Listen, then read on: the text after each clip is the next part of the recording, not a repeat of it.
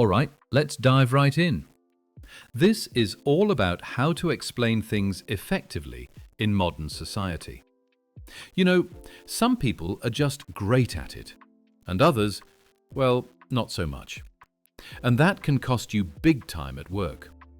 We're talking about your career, your love life, everything. If you can't explain yourself clearly, you're going to have a tough time. Ever been in a situation where someone's talking and you're just thinking, what are you even trying to say? Or you're the one talking and people look confused. Nobody likes getting yelled at, right? So, let's figure out how to be better at explaining things. You might think, so what if I'm a good explainer? Well, people automatically think you're competent if you can explain things well. On the other hand, even if you've created something amazing, if you can't explain it clearly, people will just think, what is this person even talking about? Your reports will be confusing, and you'll be seen as incapable, even if you are skilled. The good news is, explaining things well is a skill you can learn. It's not like trying to fly or completely changing your appearance. You don't need to be a genius. If you just focus on the key points, you can totally transform your life. So, here's the deal. What's really interesting is that to understand how to explain things well, we need to analyze why people explain things poorly. This is the key. There are tons of books on how to be a good speaker, how to grab an audience with your presentations, all that stuff. But the problem is, it's hard to copy the extraordinary talents of those amazing speakers. What's more important is to recognize the common pitfalls, because people learn more from failures than successes. Why is that? Because success often depends on the individual's unique style or talent, which is hard to replicate. But failures have common threads. You think, if you fall into that trap, everyone fails. By analyzing those pitfalls, you can avoid being a bad explainer. You might not become an explaining genius, but you can escape being a bad explainer. That's the key here. So, let's get straight to it. What are the characteristics of a bad explainer? What kind of person are we talking about? Hopefully, it's not you. Or maybe it's someone you know, someone you can laugh at a little. Just kidding. But seriously, what's the deal? Here's the big one. The biggest common denominator among bad explainers is that they're desperately trying to explain things from their point of view.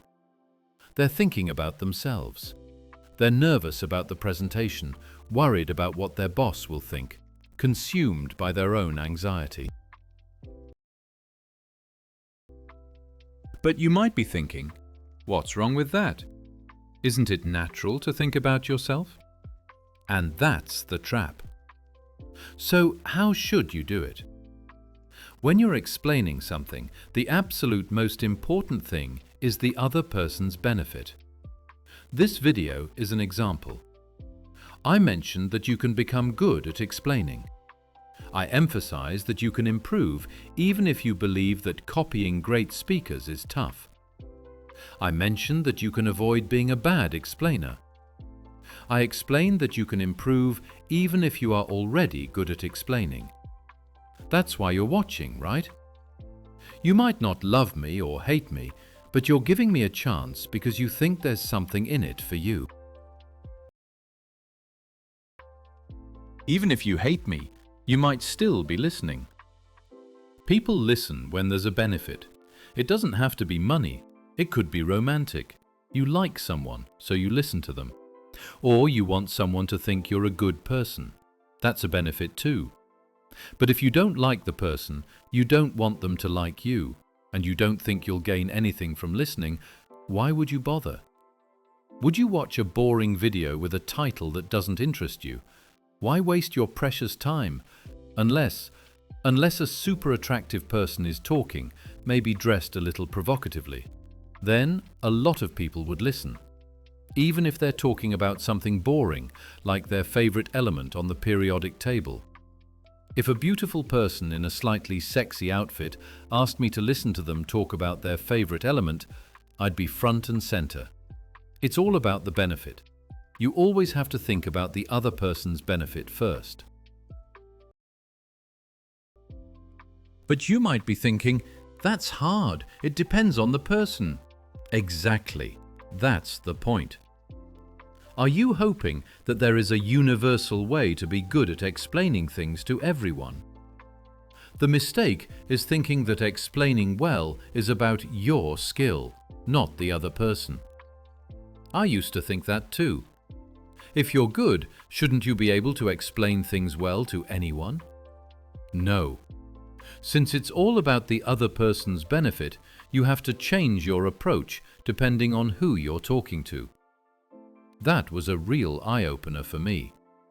That's why reporting to your boss is different from giving instructions to your team, and sales pitches to customers or investors are different again. The reasons you fail when reporting to your boss are totally different from the reasons you fail when selling to a customer. People often say you should start with the conclusion, right? But that's not always the best approach. There are people you shouldn't give the conclusion to right away. For example, when you're reporting to your boss, conclusion first is good. But if you start a sales pitch with, "I want you to buy this," it can be off-putting. Sometimes it's better to build up to it. Just like in comedy, there's such a thing as a spoiler. A logical conclusion-first approach can be great in some situations, but sometimes it's more fun and engaging to explain things in a way that builds suspense. There's no single way of speaking that always works. You have to adapt your strategy to the person you're talking to. The best way to explain things is to figure out the other person, understand their characteristics, and then customize your approach. That means the biggest problem with bad explainers is that they don't even look at the other person. They don't try to understand them. They just use the same approach every time. You need to customize. Do you have that idea, that perspective? A bad explainer can't customize. They serve the same meal to every customer. A top-notch explainer figures out what each person will find delicious and creates a special dish for them. Okay, so you get that it depends on the person. But you want a breakdown of common types, with examples of what works and what doesn't. I've divided people into 3 broad categories: your boss, your team, and your customers. I thought organizing it this way would make it even clearer. Let's start with number 1, reporting to your boss. This is where you're most likely to get yelled at. When you have to explain something to someone above you, whether it's your boss, your parents, or a senior colleague, you're always at risk of being criticized. They'll say things like, "You're not getting to the point," or "What are you trying to say?" The biggest reason bosses get angry is when you mix facts and interpretations in your report.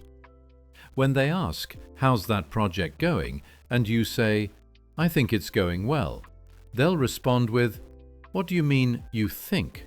Have you finalized the contract?" And if you haven't, they'll be furious. Why? Because you're scared of giving negative reports. You don't want to say that sales are down, the contract hasn't been signed, or the project is behind schedule.